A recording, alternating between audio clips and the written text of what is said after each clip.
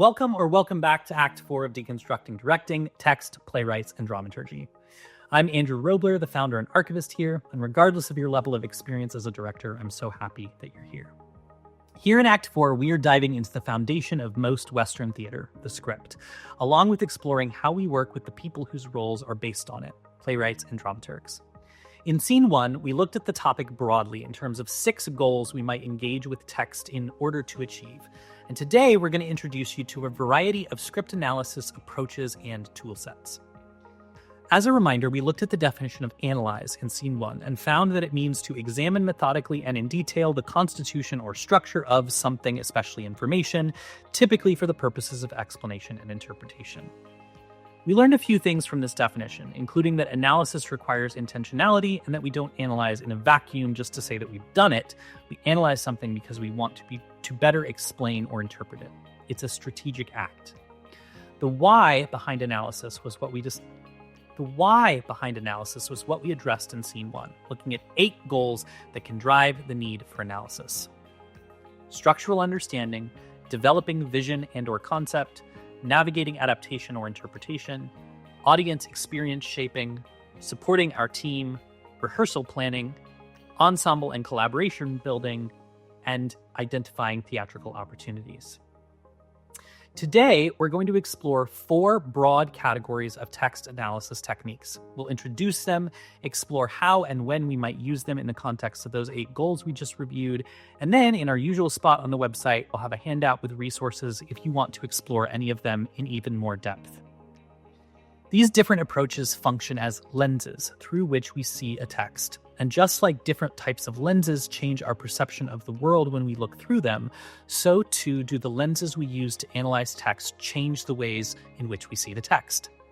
The most important thing to understand is that much like a filmmaker might change lenses depending on the needs of a shot, we are not limited to a single lens as directors. We can and often need to examine a text through multiple lenses, either in sequence or simultaneously. So, let's dive in.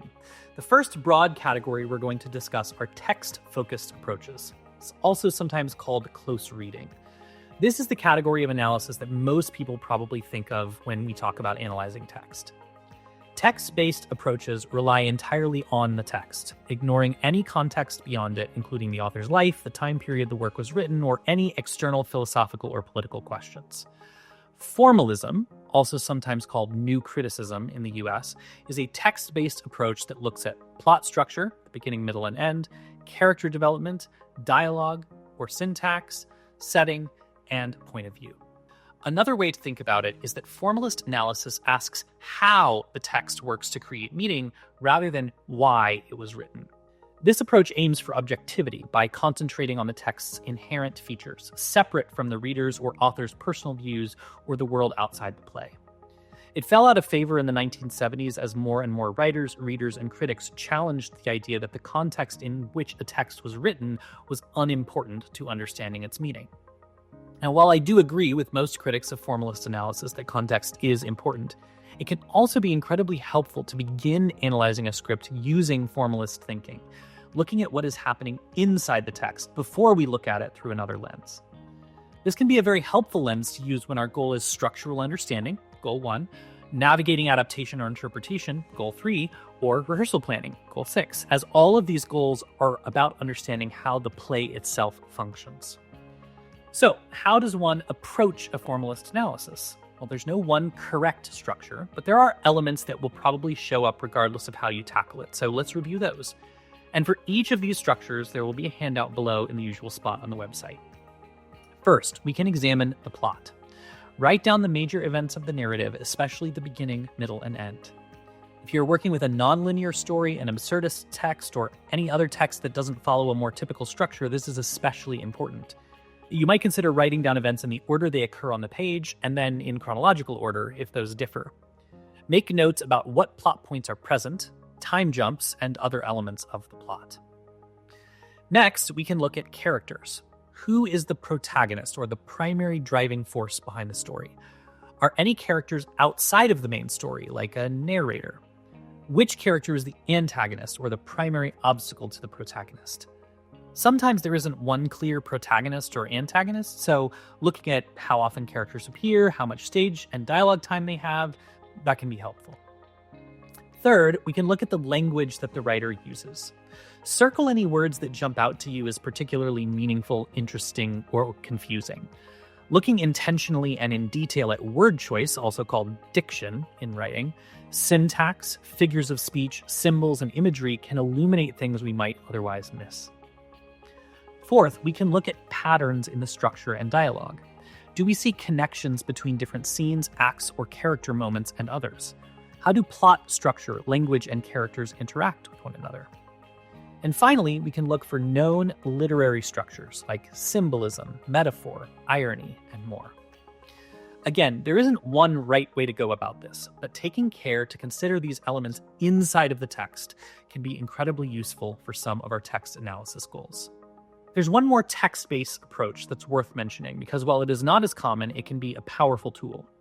Deconstruction evolved partly in response to formalism and was introduced by French philosopher Jacques Derrida, in the late 1960s. This is a philosophical argument primarily, so it can be a little heady to understand, but stick with me and I'll do my best. Deconstruction's central premise is that there is no ideal truth within the text. In this context, Derrida is talking about the Platonic ideal, or the concept that there is one true understanding of the text. Instead, Derrida argues that the text only has meaning when there is an opposite. Like, the word something doesn't really mean anything without the existence of nothing. Additionally, Derrida argued that these opposites don't exist in a vacuum, but instead have an implied hierarchy. And the point of deconstruction is not to simply point that out, but to challenge that hierarchy. Let me give you an example of deconstruction in action using A Midsummer Night's Dream by William Shakespeare. In Midsummer, the most obvious opposite hierarchy is Athens, which represents reason or law, and the forest, which represents chaos or passion. The implied hierarchy within the text is that Athens is above the forest, or reason and law above chaos and passion. But when we look more closely at the text, we can see that this hierarchy is betrayed by the play itself. In the very first act, Athens is not rational. The law of Athens that Aegeus evokes allows him to murder his daughter for refusing an arranged marriage. It's not order, it's arbitrary, violent chaos disguised as law. On the other hand, the forest, supposedly the place of confusion, is actually the place where the central conflicts of the play are resolved. The chaos of the forest achieves the social harmony that Athenian law failed to produce. On first glance, the play wants us to believe that Athens is the better of the two places. But if we deconstruct this, we find that the text betrays itself. This is an overly simplified introduction to deconstruction, but if you'd like to learn more, we'll put some resources in the usual spot below this video on the website. Our second broad category of text analysis is context-focused approaches. Within this category are two similar techniques, the historical biographical approach and new historicism. Now, since this is an overview and not a deep discussion of literary criticism structures, I'm not going to spend time breaking down the nuanced differences between these approaches, nor are we going to get into the philosophical underpinnings very much. What you need to know is that if formalism is about examining the text without any consideration of the author or the time it was written, this category of approach does the opposite. As you might assume from the word context in the name, this category of approach is about understanding what outside influences shaped the meaning of the text. Let's take Macbeth by William Shakespeare as our example. It's widely believed that Shakespeare wrote the play Macbeth specifically to appeal to King James, whose support he needed in order to continue working. In particular, King James traced his ancestry to Banquo, so the choice to have Banquo not participate in the murder of Duncan when, according to the source material Macbeth was adapted from, he was Macbeth's original accomplice. Understanding the political relationship between Shakespeare and the crown at that time offers a perspective on the text that is impossible when looking only at the text itself. For a much more modern example, we can look to 8 by Dustin Lance Black, which is about the closing arguments of Perry v. Schwarzenegger, a case that resulted in Proposition 8, an amendment banning same-sex marriages in California, to be overturned. It was written specifically because the court refused to release a video recording of the trial and uses transcripts from the trial along with journalist records and media interviews. While yes, we can understand this play through a formalist analysis, it would be silly to produce it without understanding the historical context that led to its creation. As with all of these approaches, there's no one right or wrong way to analyze the biographical and historical context. You could start by researching the playwright, learning what you can about them, thinking specifically about the culture they were born in, lived in at the time of writing, and their many identities, including race, ethnicity, socioeconomic status, sexual orientation, religion, and more. You could also start by looking at the time period in which the text was written, examining major events that occurred in the time leading up to the work's premiere, major political players of the time, etc. There's a worksheet below in the usual spot with questions that will help guide this type of analysis.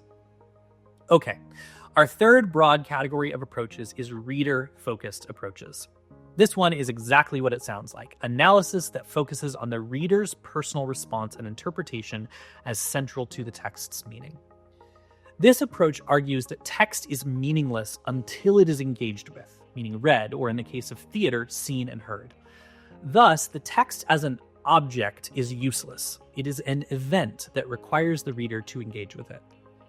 A very simple example of this when it comes to Shakespeare is how many directors cut Shakespearean text. There are a lot of words in his writing that we do not use today or have vastly different meanings.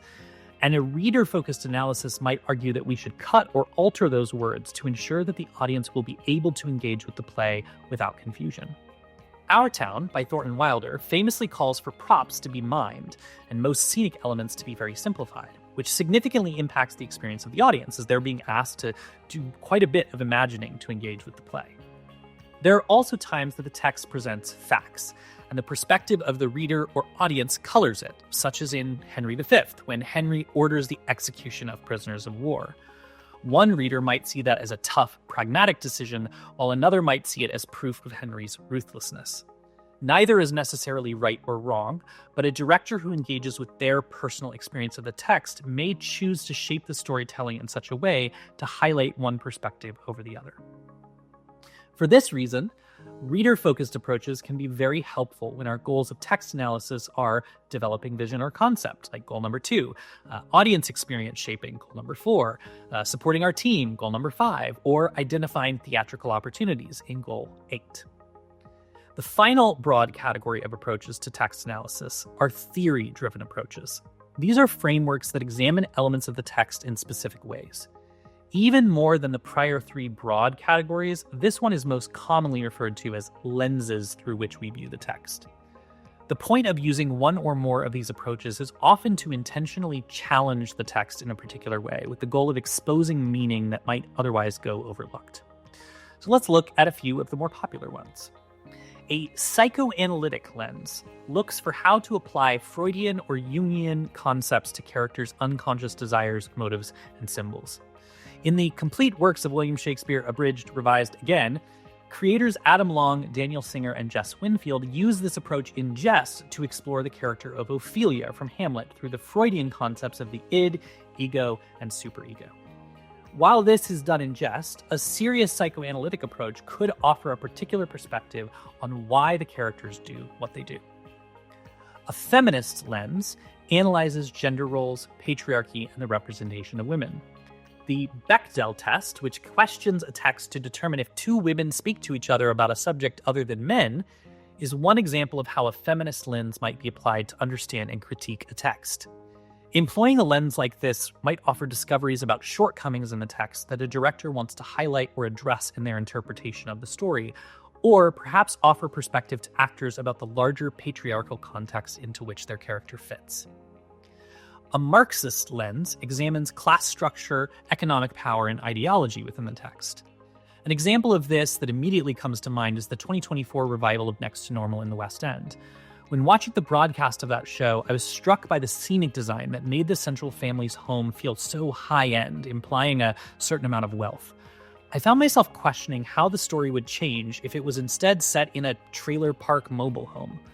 Would the central themes of mental illness and familial connection look different? How? A queer theory lens challenges heteronormative assumptions and explores non-normative sexualities and gender identities.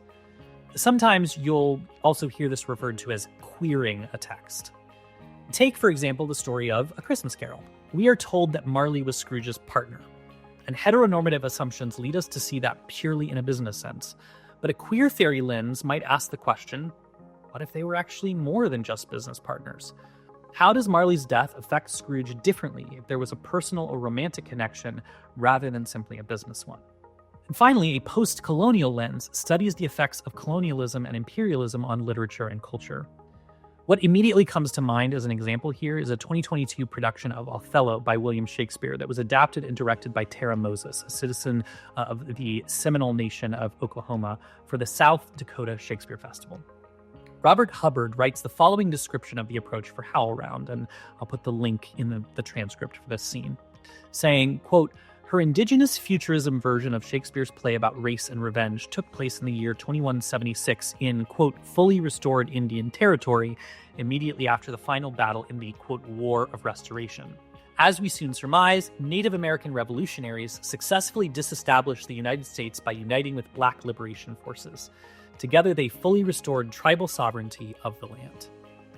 Choices like having Iago be portrayed as the native character, while Cassio, who is promoted instead of Iago, being non-native, is an example of how looking at the text of Othello through a post-colonial lens might shape our understanding of the text.